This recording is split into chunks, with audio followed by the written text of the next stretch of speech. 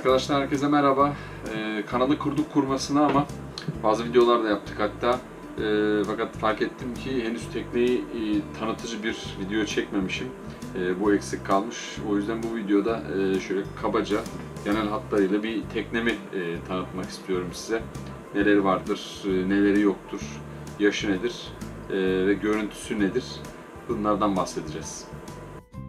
Avalon 1995 model Alman Bavaria yapımı Bavaria 35 Holiday model yelkenli bir tekne. Bu gördükleriniz de teknenin üretildiği zamandan kalma orijinal broşürleri.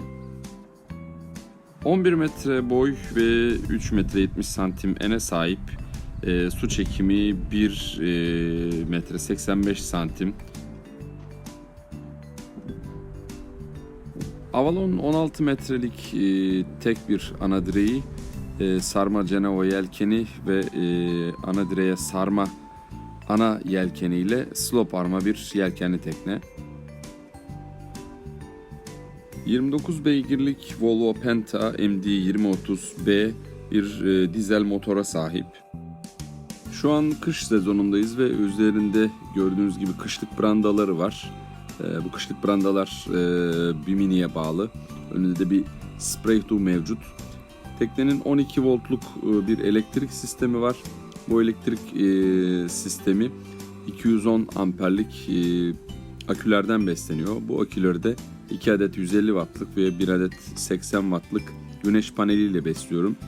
Yaz aylarında özellikle hiç karadan elektriğe ihtiyaç duymuyorum. Kışın sadece gerektiğinde karadan elektrik alıyorum. Teknemde Webasto'nun Airtop Evo 5500 modeli bir ısıtıcı var. Bu bildiğiniz gibi mazotla çalışan bir soba. Teknenin içerisinde kurulmuş bu ısıtma sistemi. Bunun sayesinde 12 ay boyunca sezonumu açık tutabiliyorum. Kış geldiği zaman tekneden uzak kalmıyorum. Kışın da tekneyi kullanabiliyorum. Kışın da kalabiliyorum. Ve kışlık brandaları sayesinde de havuzlu kışında dahi ısıtıp kullanabiliyorum. Şu anda da gördüğünüz gibi güvertem tamamen tik ağacıyla kaplanmış durumda. Bu tik ağacını bir önceki sahipleri 2008 yılında yapmışlar. Orijinalinde tik kaplaması yokmuş. Ama bu tekneye müthiş bir güzellik veriyor. Tekneyi alma kararımı verirken bu çok önemli bir rol oynadı açıkçası. Teknenin iç kabin mobilyalarıyla birlikte güvertedeki tik kaplamasının oluşu. Bu gördüğünüz çantanın içerisinde de 2 metre 20 santimlik servis botum var. Şişme tabanlı bir bot. Hafif olduğu için bunu tercih ettim. Tek başıma şişirmesi, suya indirmesi, sonra tekrar geriye çekip katlaması kolay olduğu için 3 beygirlikte bir motora sahip, kolaylıkla bunu kendi başıma idare edebiliyorum.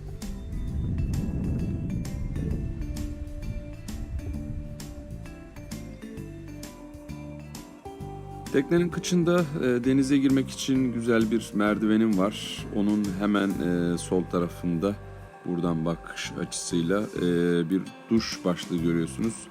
Denizden çıktıktan sonra duş almak için ve elektrik bağlantısı.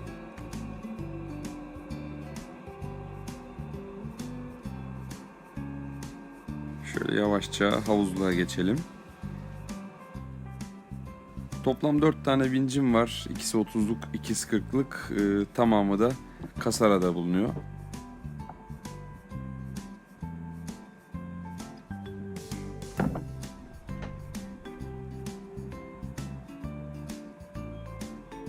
Kasnaklı sistemle çalışan bir otopilotum var. Hemen önünde dümen dolabının üzerinde de elektronik göstergelerim, chart plotter'ım ve pusulam mevcut.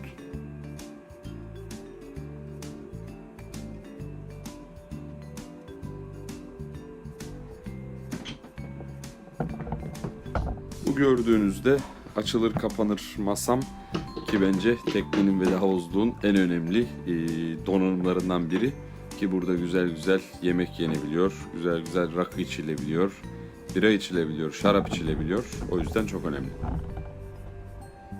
Havuzluğun hem iskele hem de sancak tarafında bu gördüğünüz dolaplardan mevcut.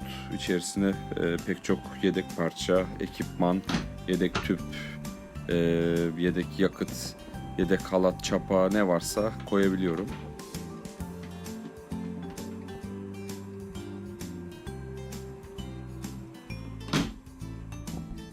Teknenin kabinine inmeden önce de şöyle bir yerleşim planına bakalım. Gördüğünüz yerleşim planı broşürden alınma.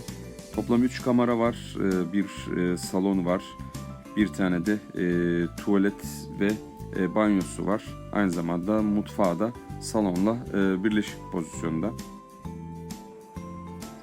Şimdi yavaşça içeriye süzülelim. Evet, ilk karşımıza çıkan salon. Gördüğünüz gibi görüntü bu. Mobilyalarım bu şekilde. Bu görüntüye ben vurulmuştum zaten ilk gördüğüm anda ve o anda zaten tekneyi almaya karar verdim. Bu gördüğünüz navigasyon masası, kaptan masası aynı zamanda. Burada navigasyon haritaları, bilimum cihazlar, yedek GPS'ler ve bir sürü ekstra ekipman, malzeme mevcut. Burada koltuğun altı yine bir sürü malzeme mevcut. Teknede böyle bir sürü ufak tefek depolama alanı var ve her şey üst üste dizili vaziyette. Bu gördüğünüzde sigorta paneli, telsizim, akü monitörü, radyo, el telsizi, el pusulası, el barometresi, efendime söyleyeyim GPS, çok eski model tekneyle yaşıt bir GPS mevcut. Burası yine teknenin en önemli bölümlerinden biri ki burası bar oluyor. Pek çok alkol burada mevcut. Ben çok ilgim ve alakam olmasına rağmen teknede bir televizyonum var. Daha önceki sahibi takmış bu televizyonu. Masam çok güzel. Burada çok keyifli zamanlar geçiriyorum. Burası da mutfağım. Mutfakta güzel bir buzdolabım var. Yaklaşık 150 litrelik bir hacme sahip gördüğünüz gibi. Yazın güzel bir şekilde soğutma yapıyor. İçeceklerinizi soğuk tutuyor. Burada da bardak, tabak, çanakları koyduğum bölmeler mevcut. Gördüğünüz gibi.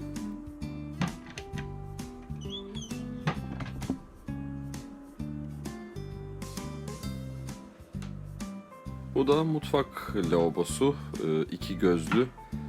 Temiz su tankına bağlı. Buradaki musluk gördüğünüz gibi açtığınız zaman hidrofor çalışıyor ve temiz su sağlayabiliyor. Burası da ocağım ve iki gözlü ocağım ve fırınım. Hepsi çalışır durumda. Tekne yelkende ve bir tarafa yatarken böyle gördüğünüz gibi yatarak ocak üzerinde tekne yatık bile olsa yemek pişirmenizi sağlıyor. Burada bilimum pek çok göz mevcut. Buraya da çöplerimi koyuyorum gördüğünüz gibi.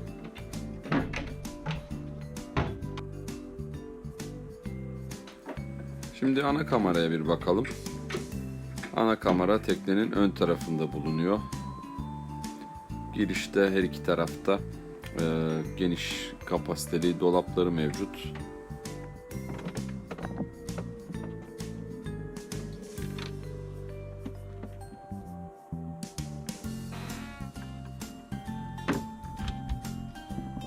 Tavanda bir adet hatch mevcut. Buradan açarak havalandırma sağlayabiliyorsunuz. Burayı servis kapağı olarak kullanabiliyorsunuz. Veya en azından kafanızı çıkartıp bir hava alıp dışarıyı gözleyebiliyorsunuz.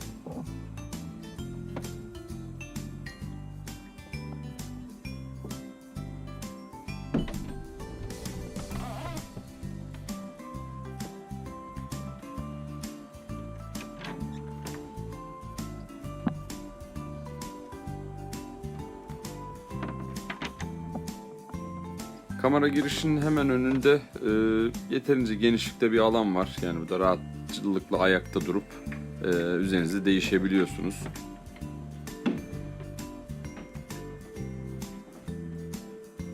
Şimdi de kıçta yer alan iki kameraya bir göz atalım.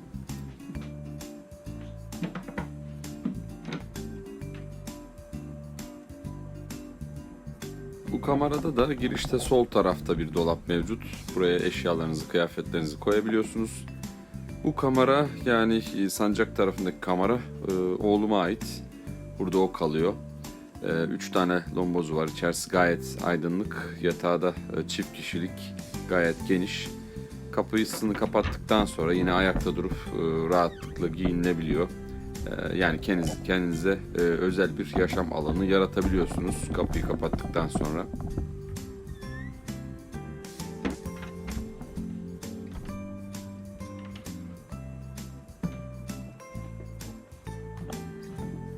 İskele tarafındaki kamera da tamamen sancak tarafındaki kameranın birebir simetri, aynı özelliklere sahip.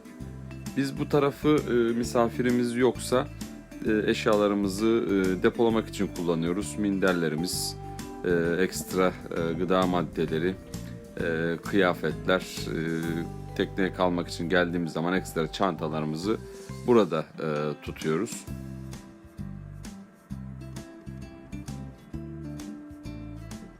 Sıra geldi teknenin kalbine. Bu gördüğünüz basamakların altında motor bölmesi bulunuyor. Böyle bir kilitli mekanizmayla tutuyorum burayı. Çünkü bunlar açılırsa düşme tehlikesi söz konusu olabiliyor. Burada Volvo Penta 29 beygirlik bir motor mevcut. Buradan ulaşılabiliyor. Ayrıca iskele ve sancak kamerasında da açılıp kapanabilen birer kapakla motor bölmesine ulaşmak mümkün. Gerekli bakımlarını, kontrollerini yapmak için.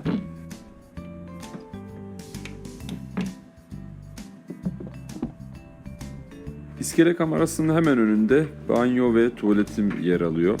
Gördüğünüz gibi küçük bir kabin ama ihtiyaçları karşılamak için gayet yeterli. Bir lavabosu var.